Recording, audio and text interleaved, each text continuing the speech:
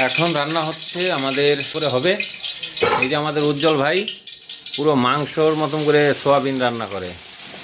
হ্যাঁ, এই এখন ভাজা হচ্ছে, সোয়াবিন আলু ভেজে নিল, তারপরে আদা রসুন পেঁয়াজ দিল, হালকা এটার মধ্যে এখন আদা রসুন পেঁয়াজ তো দিয়ে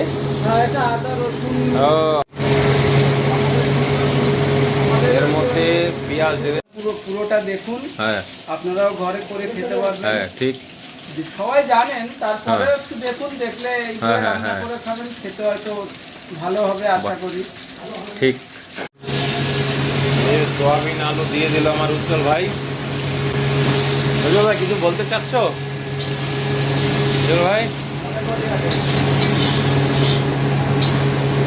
এখন যা বলার আমাদের উজ্জ্বল ভাই বলবে। হ্যাঁ, তোমরা একটু শোনো তো মনোযোগ দিয়ে, না উজ্জ্বল ভাই? বন্ধুগণ, আসুন রেসিপিটা ফলো করুন। হ্যাঁ, দেখুন ঘরোয়া স্টাইলের রান্না, হ্যাঁ। সয়াবিন আলু তরকারি, আরে না, কষা কষা।